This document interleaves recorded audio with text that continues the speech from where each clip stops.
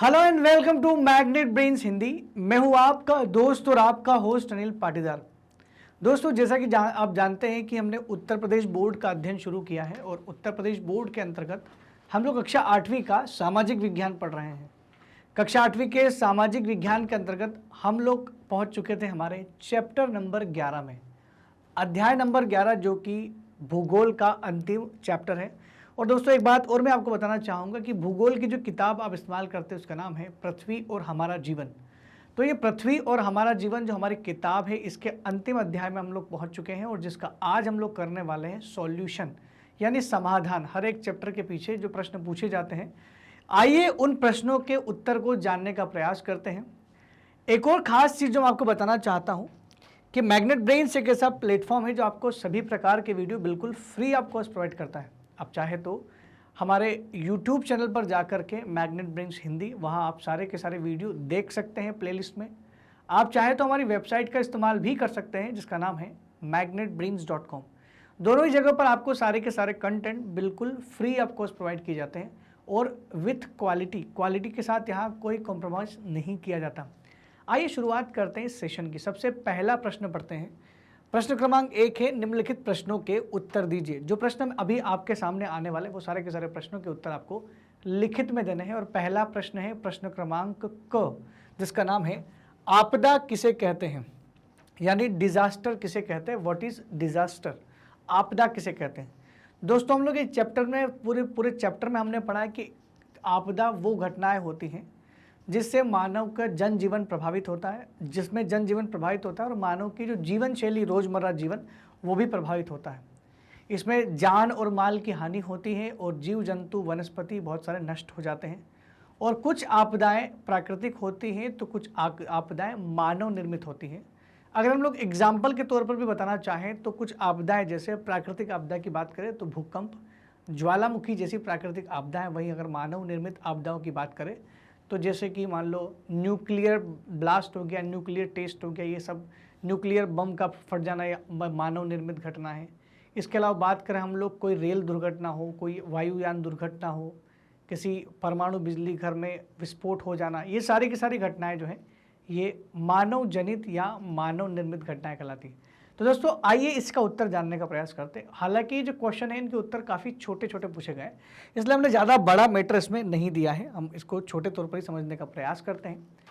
जिन घटनाओं से, उत्तर क्या है इसका, कि जिन घटनाओं से मानव समाज, जानवरों और वनस्पतियों को बड़ी मात्रा में तथा तीव्र गति से हानि होती है, बहुत ज़्यादा मात्रा में हानि हो या बहुत तेज हानि हो, तो उन्हें हम लोग आपदा कहते हैं। जैसे भूकंप या बाढ़ का आना। भूकंप में भी अचानक से होता है, बाढ़ आती है तो हजारों लाखों परिवारों के घर बह जाते हैं, मवेशी बह जाते हैं, फसलें खराब हो जाती हैं।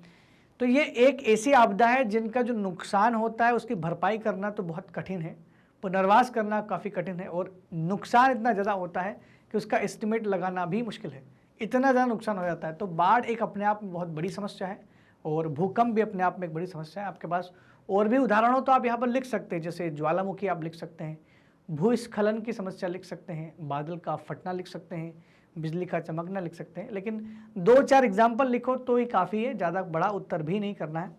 लेकिन आप चाहे तो एक लाइन यहाँ जोड़ सकते हैं, हानि होती है, आपदा कहते हैं, और फिर यहाँ से एक लाइन जोड़ सकते हैं कि आपदा 2 प्रकार की होती है, प्राकृतिक आपदा और मानव जनित आपदा। तो आपका उत्तर और सुंदर हो जाएगा दोस्तों।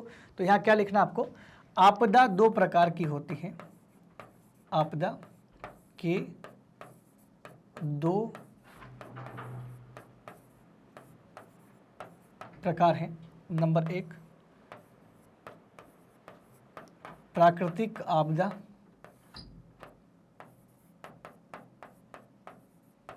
और नंबर 2 मानव जनित आपदा।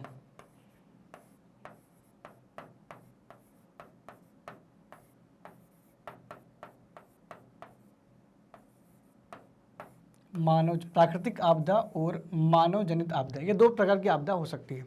तो अगर आप ऐसा लिख दोगे और साथ ही साथ ये लिख दोगे जैसे उदाहरण में भूकंप, बाढ़, तो आपका उत्तर सही हो जाएगा। अब आइए बात करते हैं हमारे अगले प्रश्न की ओर। प्रश्न क्रमांक ख, प्राकृतिक आपदाओं के 5 उदाहरण लिखिए। सीधा सीधा पूछा गया कि प्राकृतिक आपदाओं के 5 उदाहरण लिखिए, तो सीधा मैं 5 उदाहरण लिख सकता हूं। मैं अपने उत्तर में भी वही उदाहरण डालूंगा, सीधे सीधे 5 उदाहरण डाल सकता हूं।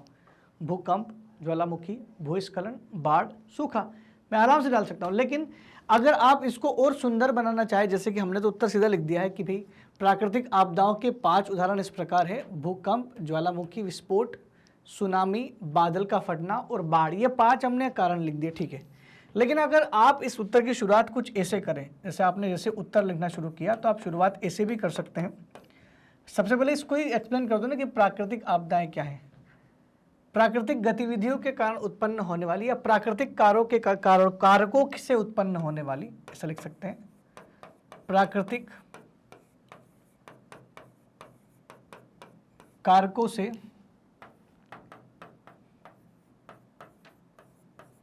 उत्पन्न होने वाली आपदा, प्राकृतिक आपदा कहलाती है। प्राकृतिक आपदा कहलाती है। ये तो यहां शुरुआत करोगे कि प्राकृतिक कारकों से उत्पन्न होने वाली आपदा प्राकृतिक आपदा कहलाती है। प्राकृतिक आपदाओं के 5 उदाहरण कुछ इस प्रकार है: भूकंप, ज्वालामुखी, सुनामी, बादल का फटना और बाढ़ जैसी आपदाएं। दोस्तों आप इसे एक ही लाइन में लिखोगे तो भी अच्छा है, आप एक एक करके नंबर वाइज लिखोगे, 1 बाढ़, 2 भूकंप, 3 सुनामी, 4 बादल का फटना, 5 ज्वालामुखी, ऐसा भी लिख दोगे तो और बेहतर होगा, आपको जैसा उचित लगे। लेकिन आपको अच्छे नंबर चाहिए तो सही तरीके से लिखने का प्रयास करोगे तो ही अच्छे नंबर मिलेंगे। आपको टॉप करना है, आपको केवल पास ही नहीं होना। हम नहीं चाहते कि आप केवल पास हो, आप अपनी कक्षा में टॉप करके दिखाएं, तभी तो पता चलेगा कि आप मैग्नेट ब्रेन से पढ़ते हैं। अगर आप मैग्नेट ब्रेन से पढ़ते हैं तो आपको टॉप करना ही पड़ेगा, क्योंकि हम करवा के रहेंगे। क्वेश्चन नंबर ग है, भूकंप के दौरान कौन कौन सी सावधानियां बरतनी चाहिए। अगर भूकंप आता है तो किस तरह की सावधानियां बरतनी चाहिए। अगर मान लो मैं क्लास में पढ़ा रहा हूं और मैं आपका शिक्षक हूं जो आपको भूकंप पढ़ा रहा हूं, और भूकंप पढ़ाते वक्त मैं आपको बता रहा हूं कि देखो भूकंप अगर आ जाता है तो हमें क्या क्या करना चाहिए, तो कुछ सावधानियां बरतनी चाहिए। क्योंकि किसी भी आपदा से, अगर आपदा बहुत अच्छे लेवल की है, बहुत ज़्यादा ही बड़ी आई, तो वैसे भी बचना तो मुश्किल है, लेकिन बचने का प्रयास तो किया जा सकता है। हो सकता है कि जान बच जाए, क्योंकि जान बचाना सबसे पहला ही टास्क होता है, बाकी सब चीज़ें अलग चीज़ें। सबसे पहली बात तो जैसे भूकंप के झटके महसूस की जाए तो सबसे पहले या तो आपके क्लासरूम में या घर पर अगर मेज वगैरह, टेबल वगैरह, तो उसके नीचे छुप जाना चाहिए। मेज वगैरह होती है और जिस टेबल पे आप बैठते हो स्कूल में वो टेबल होती है, आप तुरंत उसके नीचे बैठ जाए, ताकि अगर छोटी मोटी कुछ चीज़ें गिरती भी हैं या कुछ पत्थर या कुछ गिरती भी ऊपर से छत से, तो आप बच सकते हैं। या एक काम करें कि आप जो कमरा होता है 4 कोने वाला कमरा होता है, उसमें 4 कोने भी तो होते हैं, इस तरह के कोने होते हैं, इन कोनों में आप जाके खड़े हो जाइए, इससे भी आपकी जान बच सकती है। अपनी जान को बचाने का आपको पूरा प्रयास करना चाहिए। दरवाजे के कोने में जाके खड़े हो सकते हैं, वहाँ पर भी जाने से आपका जो है जान बच सकती है। लेकिन क्या नहीं करना चाहिए, ये सावधानी बरतनी चाहिए। आपको कभी सीढ़ियों का प्रयोग नहीं करना चाहिए ड्यूरिंग भूकंप के टाइम पे, और न ही लिफ्ट का प्रयोग करना चाहिए, क्योंकि आप इतनी जल्दी बाहर नहीं निकल पाओगे। हाँ, लेकिन अगर आप थोड़ा बाहर भी आ चुके हैं तो आप तुरंत खुले वाले एरिया में जाकर के जितने जल्दी हो सके खुले एरिया में चले जाइए, क्योंकि हो सकता है कि आसपास के मकान अगर ढहे तो आप उसके चपेट में ना जाए। अगर आप मैदानी भाग में खड़े हो तो सबसे समझदारी ये है कि आप वहीं पर लेट जाए। मैदानी इलाकों में लेटना सही होता है, क्योंकि हो सकता है ज़मीन में कुछ हो या कुछ भी अनहोनी, उससे अच्छा है कि लेट जाना चाहिए। तो भूकंप आने से समय ये सभी सावधानियाँ बरतनी चाहिए, और खुद ही नहीं बरतनी चाहिए, दूसरों को समझानी भी चाहिए। क्यों? क्योंकि आपदा कह करके नहीं आती है और वो बस नुकसान करके चली जाती है। भूकंप के दौरान क्या करना चाहिए आपको? किसी मजबूत वस्तु जैसे मेज हो या कोई तख्त हो, पलंग जैसा होता है, लकड़ी का तख्त होता है, उस तख्त के नीचे बैठ जाना चाहिए। कमरे के कोने में खड़े हो जाना चाहिए अगर संभव हो तो। लेकिन भूकंप के दौरान आपको कभी भी सीढ़ी से नीचे उतरना और लिफ्ट का प्रयोग नहीं करना चाहिए। सीढ़ी से नीचे उतरना या लिफ्ट का प्रयोग उस समय नहीं करना चाहिए, क्योंकि वहाँ संभवतः वहाँ पर संभावना आपके क्षतिग्रस्त होने की ज़्यादा हो जाती है। बिजली का मुख्य स्विच बंद कर दे, ताकि अगर करंट फैलने का भी हो तो वो नहीं होगा, क्योंकि अक्सर ऐसे में क्या होता है, करंट का जो होता है फैलना हो सकता है। खुले स्थान की तरफ जाना चाहिए और हड़बड़ी बिल्कुल भी नहीं करना चाहिए। आपको समझदारी से काम लेना चाहिए, क्योंकि वो बहुत कम वक्त होता है। मैं समझता हूँ कि कम वक्त होता है, ऐसे में हड़बड़ी ना करे तो क्या करे। अब भूकंप भी आ जाए तो आदमी शांति से सोचता रहे क्या, लेकिन फिर भी एक समझदारी से काम लेना चाहिए। भागने से अच्छा है कि मेज के अंदर जो है बैठ जाओ, क्योंकि जान बचाना सबसे बड़ा टास्क होता है। क्योंकि अगर जान बची, बोलते हैं ना, जान बची तो लाखों पाए, ये ज़रूरी है दोस्तों। इसी वजह से ये सारे के सारे जो नॉर्म्स है, जो स्टैंडर्ड है, इसको पालन करना चाहिए। और खुद ही नहीं बल्कि दूसरों को, घर वालों को भी ये बताना चाहिए, क्योंकि हम लोग तो पढ़ाई कर रहे हैं, हम पढ़ रहे हैं, तो हमें जानकारी है कि इस तरह से प्रयोग करना चाहिए चीज़ों को। लेकिन जो घर पे हैं, जो आपके घर वाले हैं, हो सकता है उनको भूकंप के बारे में, इस तैयारी के बारे में ना पता हो, और आप उस क्षेत्र में रहते हो जहाँ पर भूकंप के आने की संभावनाएं बहुत ज़्यादा होती है। तो आपका फ़र्ज़ बनता है, एक अच्छे नागरिक होने के नाते तो बनता ही है, आप अच्छा फैमिली मेम्बर होने के नाते भी आपका फ़र्ज़ बनता है कि आप अपने घर वालों को इन सभी जानकारियों से अवगत कराएं। आइए बात करते हैं, अगले प्रश्न की तरफ बढ़ते हैं। और घ नंबर का जो प्रश्न है वो क्या बोलता है, बादल फटने से क्या आशय है। अगर बादल फट रहे हैं तो बादल के फटने से क्या आशय होता है। सीधी सी बात है, प्रश्न ये पूछना चाह रहा है कि बादल का फटना क्या होता है, आप बताएं। तो ऐसे ना अभिप्राय है, क्या समझते हैं, तो इसका मतलब है कि बादल का फटना क्या होता है। देखिए, बादल का फटना का मतलब होता है कम समय में अत्यधिक बारिश। मौसम विभाग ने भी इसकी डेफिनेशन बनाई है। मौसम विभाग ने डेफिनेशन ये बनाई है कि यदि किसी निश्चित क्षेत्र में, किसी निश्चित समय में, अब निश्चित क्षेत्र क्या होगा, निश्चित समय क्या होगा, ये भी डिफाइन किया गया है। निश्चित क्षेत्र मतलब 1 किलोमीटर से लेकर के 10 किलोमीटर के एरिया में, और निश्चित समय मतलब 1 घंटा। निश्चित मात्रा में भारी वर्षा हो, निश्चित मात्रा मतलब 10 सेंटीमीटर। अगर 1 से 10 किलोमीटर एरिया में 1 घंटे में 10 सेंटीमीटर बारिश हो जाए तो इस प्रकार की बारिश को हम लोग बादल का फटना कहते हैं। क्योंकि ऐसा तभी हो सकता है जब बादल फटते हैं। और बादल फटना मतलब ऐसे फट नहीं जाते हैं, बादलों में ज़रूरत से ज़्यादा नमी की मात्रा इकट्ठी हो जाती है और बादल में ज़रूरत से ज़्यादा पानी इकट्ठा हो जाता है। और पानी चूँकि लिक्विड फॉर्म में ऊपर इकट्ठा हो रहा है और हर एक चीज़ पर पृथ्वी का गुरुत्वाकर्षण बल लगता है, ज़्यादा भारी होने की वजह से उस बादल को खींचती है पृथ्वी की ग्रेविटी, और ग्रेविटी खींचने के बाद से एकदम से बादल में से पानी एक साथ नीचे गिरता है, जिसकी वजह से कम समय में बहुत भारी बारिश होने की आशंका होती है, जिसकी वजह से बादल के फटने जैसी घटनाएं हो सकती है। दोस्तों, इसको शब्दों में समझ लेते हैं और इसको बेहतर तरीके से कैसे लिखा जाए वो भी मैं बता सकता हूँ आपको। सीमित समय में सीमित क्षेत्र में, सीमित समय में सीमित क्षेत्र में गरज और बिजली कड़कने के साथ जब मूसलाधार बारिश हो जाए तो मूसलाधार वर्षा होने को ही क्या कहते हैं, बादल का फटना कहते हैं। और बादल के फटने पर उस क्षेत्र विशेष में 1 घंटे में 100 मिलीमीटर मतलब 1 सेंटीमीटर या उससे अधिक वर्षा हो जाती है तो उसे बादल का फटना कहते हैं। अगर आप ये उत्तर लिख रहे हो तो आपको एक तरह का डायग्राम भी बनाना चाहिए, क्योंकि डायग्राम बनाने से ज़्यादा फायदा होता है, ऐसा मैं समझता हूँ। अगर आप डायग्राम बना देंगे तो ज़्यादा बेटर हो जाएगा। अब बस हवाओं को ऐसे बना दो,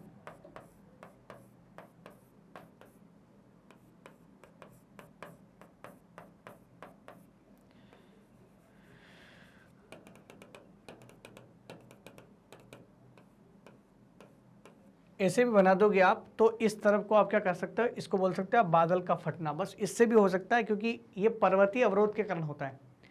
जब मानसूनी हवाएं मानसून लेके चलती है, मानसूनी हवाओं का नाम तो सुना होगा आपने। जब मानसूनी हवाएं, नमी युक्त हवाएं जो होती है, ये मानसून को लेकर चलती है, इनमें नमी होती है, जलवाष्प होती है, तो इनके मार्ग में जब कोई बड़ा सा पर्वत आ जाए तो ये तो आगे बढ़ने का प्रयास करती है, क्योंकि पीछे से मानसूनी पवनें जो आ रही है वो आपको धक्का मार रही है, आपको आगे ही बढ़ना है। लेकिन जब आप आगे नहीं बढ़ सकते, क्योंकि आगे बड़ा सा अवरोध खड़ा हुआ है, एक पर्वत खड़ा हुआ है, तो क्या करो, उस पर्वत के सहारे ऊपर चढ़ने का प्रयास करोगे।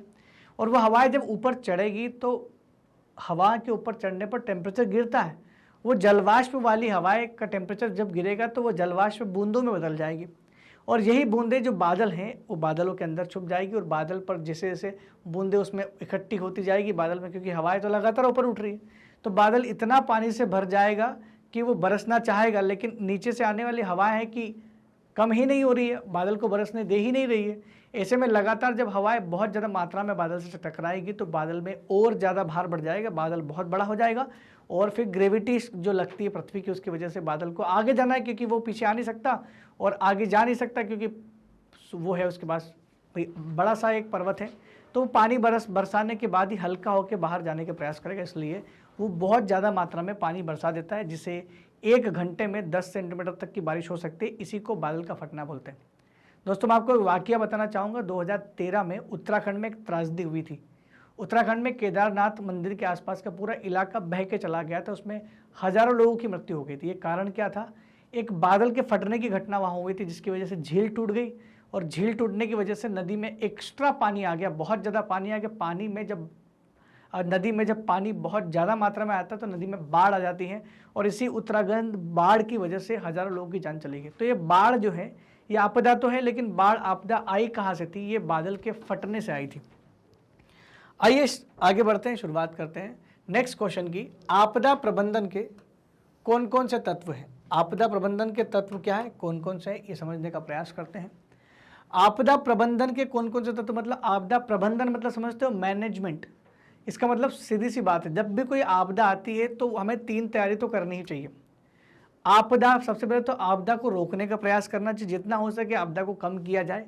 जैसे मान लो बाढ़ आ रही है, बाढ़ एक आपदा है और बाढ़ को कम करना है तो कम करने का एक तरीका है वृक्षारोपण को ज़्यादा तेज कर देना चाहिए। वृक्षारोपण बाढ़ की कमी को पूरा करते हैं, कहीं ना कहीं बाढ़ को कम कर देते हैं। क्षमा करें, बाढ़ की कमी को पूरा नहीं करते, बाढ़ को कम कर देते हैं। तो कहीं ना कहीं वृक्षारोपण की वजह से बाढ़ की जो संभावना है उसको कम किया जा सकता है। तो ये तुम्हारा प्रयास है। बाढ़ के आने से पहले की तैयारी, बाढ़ के दौरान की तैयारी और बाढ़ के उपरांत, बाढ़ आने के बाद यानी आपदा आने के बाद की तैयारियां, 3 स्तर पर आपदा का प्रबंधन किया जाता है। और आखिरी में जो लोग जिनके घर चले गए, जिनको परेशानी हुआ है, उनका पुनर्वास किया जाए, उनका पुनर्निर्माण किया जाए, रिसाइकल कीजिए सारी चीज़ें और उनके घर वापस से जो बने हैं उनके पुराने, उनके जो बह चुके हैं, ख़राब हो चुके हैं, उनको कुछ रेसिडेंस यानी निवास की, आवास की व्यवस्था कराई जाए। ये सारे के सारे तत्व जो है आपदा प्रबंधन के, इनको हम लोग कुछ इस तरीके से समझ सकते हैं। सबसे पहला तत्व है आपका आपदा। देखिए, आपदा प्रबंधन प्राधिकरण, ये आपदा प्रबंधन प्राधिकरण सन 2006 में 6 से लागू हो गया। 2005 में हमारे भारत की संसद ने राष्ट्रीय आपदा प्रबंधन प्राधिकरण का निर्माण किया था भारत में, और ये राष्ट्रीय स्तर पर भी काम करता है, जिला स्तर पर भी काम करता है, तहसील तक भी करता है, राज्य स्तर पर भी करता है। तो ये अलग अलग 4 स्तरों पर काम करता है। सरकार ने हर स्तर पर इसकी जांच के लिए, इसको प्रबंधन करने के लिए एजेंसीज बना कर रखी है। तो इसके अंतर्गत आपदा प्रबंधन के कुल 6 तत्व होते हैं। पहला है आपदा निरोध। निरोध का मतलब होता है रोकना, जितना हो सके आपदा को रोके या कम करे। दूसरा होता है आपदा का निवारण। आपदा जो समस्या है, आपदा हर साल आ रही है, हर साल है, तो निवारण क्या है फिर? देखिए, अगर एक ही क्षेत्र में हर साल बाढ़ आ रही है तो फिर वो हर साल बाढ़ आ रही है, ठीक है, समझ लिया कि यहाँ आ ही रही है, तो जिस जगह पर बाढ़ आ रही है उससे अलग सट के लोगों को वहाँ पर रखा जाए, लोगों को बाढ़ वाले इलाकों में घर ना बनाने दिया जाए, काम ना करने दिया जाए, ताकि उनकी जान जो है वो बच जाए। तो एक निवारण का एक तरीका भी है। आपदा तैयारी, आपदा की तैयारी कैसी होनी चाहिए? आपदा की तैयारी 3 तरह होना चाहिए। आपदा पूर्व होना चाहिए एक तो, आपदा के समय क्या करना चाहिए, त्वरित कार्यवाही, और आपदा के उपरांत क्या होना चाहिए, 3 तरह की कार्यवाही होना चाहिए, तब जाके आपदा की कार्यवाही बिल्कुल सटीक होगी। तो आपदा के पूर्व क्या होना चाहिए, आपदा के समय क्या तैयारी होनी चाहिए, और आपदा के उपरांत क्या तैयारी होनी चाहिए। ये 3 प्रकार की तैयारी यहाँ होना ही चाहिए। दूसरी चौथा नंबर का जो है वो है प्रतिक्रिया। आपदा के समय प्रतिक्रिया कैसी होनी चाहिए? तो जब भी आपदा आए देश में तो प्रतिक्रिया त्वरित होना चाहिए, इंस्टेंट प्रतिक्रिया होना चाहिए। इसमें क्या होता है, जैसे मान लो फॉर एग्जाम्पल भूकंप ही आ गया, मान लो बाढ़ आ गई या कोई सुनामी या चक्रवात आ गया, तो हमारे देश में सुनामी हो या बाढ़ हो या कोई भी आपदा हो, इससे बचने के लिए हमारे देश में एक निकाय बनाया गया है, बचाने के लिए निकाय बनाया गया, जिसका नाम है NDRF, national disaster rescue force. National disaster rescue force ये राष्ट्रीय रेस्क्यू फोर्स है, जो उस समय काम करता है जब ऐसी आपदाएं आती हैं। तो त्वरित प्रतिक्रिया देनी पड़ेगी, सरकार को तुरंत NDRF की टीम को भेजना पड़ेगा और लोगों को बचाना पड़ेगा। पुनर्वास की प्रक्रिया, लोगों को वहाँ से निकाल के व्यवस्थित जगह पर ले जाना पुनर्वास है। जिन लोगों के घर मकान गए हैं या जिन लोगों को जो समस्या हुई, जो परेशानी उठाने पड़े, उनका पुनर्निर्माण किया जाए और वापस चीज़ों की रिकवरी की जाए, जिससे कि उस व्यक्ति के होने वाले नुकसान को कम किया जा सके। तो ये 6 तत्व हैं दोस्तों, जिनको आप अच्छे से नोट कर सकते हैं। ये आपकी कॉपी किताब में भी दिए गए हैं। बस आपको ये करना है कि इस क्वेश्चन का उत्तर में आपको इसको समझना है। आप इन एक एक चीज़ को समझ गए हो कि आसानी से हम लोग आगे बढ़ते हैं, इसको क्वेश्चन को आगे बढ़ाते हैं। हमारा जो अगला प्रश्न है वो रिक्त स्थानों पर आधारित है, जहाँ पर हमें कुछ 4 सेंटेंस दिए गए हैं और उनमें बीच में जो जगह है उसको भरना है। आपका पहला जो ऑप्शन है, वो पहला जो प्रश्न है वो क्या है, क सुनामी रिक्त स्थान भाषा का शब्द है। ये जो सुनामी है ये कौन सी भाषा का शब्द है? ये सुनामी है ये कौन सी भाषा का शब्द है? तो सुनामी जो शब्द है, देखिए एक भाषा देश में जो एक देश की जो भाषा है अक्सर उसके नाम में जो टी है वो आगे का जो शब्द होता है वो साइलेंट हो जाता है। वैसे तो बहुत सारे देश में हो भी सकता है, जापान के आसपास वाले देशों में होता है, खासकर जापान में हर वक्त ये इस तरह की आपदाएं आती रहती है, सुनामी आती रहती है। सुनामी जापान में आती ही रहती है क्योंकि जापान जो है समुद्र से सटा हुआ देश है। जापान में भूकंप भी आते हैं, सुनामी भी आती है। और मैंने आपको पढ़ाया था कि जब भूकंप पानी के अंदर आ जाए तो सुनामी आना लाजमी है, आता ही है। तो सुनामी जो शब्द है वो जापानी भाषा का है, तो पहला उत्तर तो हमको यहाँ मिल गया। आकाश की बिजली का गिरना रिक्त स्थान आपदा है। कौन सी आपदा है? क्या अब दो ही तरह की तो आपदा होती है, एक होती है प्राकृतिक आपदा, एक होती है मानव निर्मित आपदा। क्या इंसान बिजली गिरा सकता है? कहने को गानों में गा सकते हैं कि बिजली गिराने आई, लेकिन बिजली नहीं गिरा सकता, क्योंकि बिजली गिराने का जो बिजली गिरने का जो प्रोसेस है वो पूरा प्राकृतिक है। ये बादलों के टकराने की वजह से होता है, इसलिए इसे हम प्राकृतिक बिजली का गिरना ही कहेंगे। तो किसी गाने को आधार मान के आप ये मत बोल देना कि ये मानव निर्मित होती बिजली। संसद द्वारा आपदा प्रबंधन अधिनियम वर्ष रिक्त स्थान में पारित किया गया था। संसद द्वारा आपदा प्रबंधन अधिनियम कब पारित किया गया था? 2006 मत लिख देना, क्योंकि 2006 में ये लागू किया गया था, पारित नहीं किया गया था। दो चीज क्लियर करना आपको, पारित करना एक शब्द होता है और दूसरा होता है लागू करना। पारित होना और लागू होना दो अलग अलग चीजें हैं। जब किसी चीज को जब किसी बिल को पारित किया जाता है तो वो पारित करने का काम देश की संसद पार्लियामेंट करती है, यानी लोकसभा राज्यसभा का वो काम होता है। लेकिन अगर मैं ऐसा बोलूँ कि लागू करना, तो संसद कभी किसी कानून को लागू नहीं करती। लागू करने का काम होता है राष्ट्रपति का, कार्यपालिका का। देश की बात करें तो राष्ट्रपति का, और किसी राज्य में कानून लागू करना है तो राज्यपाल का काम होता है। तो लागू राष्ट्रपति करता है। तो 2006 में लागू किया गया था और 2005 में इसको पारित किया था संसद में। तो उत्तर हमारा क्या होगा? चूंकि पारित पूछा इसलिए 2005 में इसको पारित किया गया था और उसको लागू कब कर दिया गया था? 2006 में। ये राइट आंसर है। आपदा पुनर्वास रिक्त स्थान आपदा की अवस्था है। आपदा पुनर्वास मतलब समझते हो?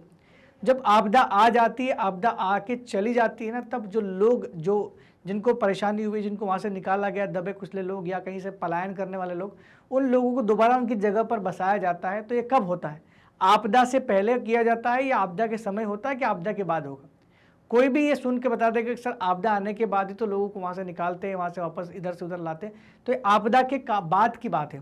तो इसको लिख सकते हैं कि आपदा पुनर्वास आपदा के बाद की अवस्था है। लेकिन बाद शब्द से ज़्यादा बेहतर शब्द आप हिंदी में लिख सकते हैं उपरांत की अवस्था है। तो आपदा के उपरांत की अवस्था है, इसलिए इस शब्द को यहाँ पर मेंशन किया गया है। आइए सही जोड़ी बना लेते हैं। सही जोड़ी बनाते हैं, 3 जोड़ियाँ बनानी है। राष्ट्रीय आपदा प्रबंधन प्राधिकरण। राष्ट्रीय आपदा प्रबंधन प्राधिकरण का अध्यक्ष कौन होता है? हेड कौन होता है? सीधी सी बात है कि यहाँ पर राष्ट्र में है तो देश वाला आदमी कोई दिख रहा है। यहाँ पर जिला अधिकारी क्या होता है? जिले लेवल पर काम करता है। मुख्यमंत्री राज्य स्तर पर काम करता है, जबकि पूरे देश का हेड कौन होता है? प्रधानमंत्री। तो राष्ट्रीय बात हो, जब राष्ट्र की बात हो रही है तो प्रधानमंत्री इसका ऑप्शन आएगा। राज्य की बात होगी तो मैं मुख्यमंत्री पे जाऊंगा, और जिले की बात होगी तो मैं जिला पे जाऊंगा। सीधे सीधे लिखा हुआ है, जिला अधिकारी का जिला लगा दो, राज्य का मुख्यमंत्री होता है, राष्ट्र का देश का प्रधानमंत्री होता है। तो बिल्कुल सही उत्तर है इसका। तो बहुत सीधा सा सिंपल सा उत्तर था। राष्ट्रीय आपदा प्रबंधन प्राधिकरण का जो अध्यक्ष होता है वो कौन होता है? प्रधानमंत्री होता है। राज्य आपदा प्रबंधन प्राधिकरण का अध्यक्ष कौन होता है? तो मुख्यमंत्री होता है। जबकि जिला आपदा प्रबंधन प्राधिकरण का अध्यक्ष कौन होता है? तो वो कौन होता है? जिला अधिकारी या जिला अध्यक्ष होता है। तो दोस्तों यहाँ हमने चैप्टर नंबर 11 का सॉल्यूशन कर लिया है और हमारा खत्म हो चुका है पूरा जो सामाजिक विज्ञान का पहला विषय भूगोल हमने कंप्लीट कर दिया, पृथ्वी और हमारा जीवन। मैं आशा करता हूँ कि आपको ये पूरा का पूरा जो सब्जेक्ट है, विषय है, समझ में आया होगा। आगे भी विषय समझ में आए इसके हिसाब से ही मैं आपके लिए वीडियो बनाऊंगा। दोस्तों आगे भी आपको वीडियो इसी तरह से मिलेंगे, इसी फॉर्म में मिलेंगे, जहां हम लोग चैप्टर भी पढ़ेंगे, चैप्टर का रिवीजन भी करेंगे और सॉल्यूशन भी करेंगे। दोस्तों अगर आपको यूपी बोर्ड के सारे वीडियो हमारे यूट्यूब चैनल पे नहीं मिल रहे हैं, हालांकि सारे के सारे डले हुए, लेकिन हो सकता है आपको नहीं मिल रहे हो, तो घबराने की कोई ज़रूरत नहीं है, क्योंकि सारे के सारे वीडियो आपको हमारी वेबसाइट पर मिल सकते हैं, जिसका नाम है magnetbrains.com। आप हमारी वेबसाइट पर विजिट कर सकते हैं, वहाँ आपको बहुत सारे कोर्सेज मिलेंगे। ये वेबसाइट का ही पेज खुला हुआ है, आप यहाँ पर जाइए और यहाँ पर आपको मिलेगा, ये वेबसाइट आपको दिख रही है, यहाँ पर आपको मिलेगा यूपी बिहार बोर्ड। ये यूपी बिहार बोर्ड पर आप क्लिक करिए, आपको आपका सब्जेक्ट मिल जाएगा। बस अपनी कक्षा ढूंढ लीजिए और कक्षा 8वीं पे क्लिक कीजिए, आपके सारे वीडियो आपके सामने होंगे, आप आसानी से देख सकते हैं, क्योंकि इंटरनेट कैसे चलाना आप बेहतर जानते हैं। दोस्तों मैग्नेट ब्रेन्स बहुत सारे टॉप कोर्सेज लेकर के आया है, जैसे CBSE इंग्लिश और हिंदी मीडियम, NTSC ओलंपियाड जैसे कोर्सेस, CUET जैसी परीक्षाओं की तैयारी हम लोग कराते हैं, और IIT, JEE और NEET जैसी उच्च स्तरीय प्रतियोगी परीक्षाओं की तैयारी भी मैग्नेट ब्रेन्स बिल्कुल फ्री ऑफ कॉस्ट करवाता है। इसके अलावा magnet brains UP board, Bihar board तो हम करवा ही रहे हैं आपको, स्पोकन इंग्लिश की कोर्स तैयारी करवाता है, बैंक एंड इंश्योरेंस की तैयारी करवाता है, RRB की तैयारी करवाता है, SSC की तैयारी करवाता है, UPSC और जेप तथा केप जैसी परीक्षाओं की तैयारी पे मैग्नेट ब्रेन्स बिल्कुल फ्री ऑफ कॉस्ट करवाता है। दोस्तों अगर आपको हमारे वीडियो बहुत अच्छा लग रहे हैं तो कृपया कमेंट सेक्शन में लिख करके जरूर बताएं, और साथ ही साथ हमारे चैनल को लाइक, शेयर और सब्सक्राइब करना बिल्कुल भी ना भूलें। तब तक के लिए दोस्तों धन्यवाद, थैंक यू वेरी मच।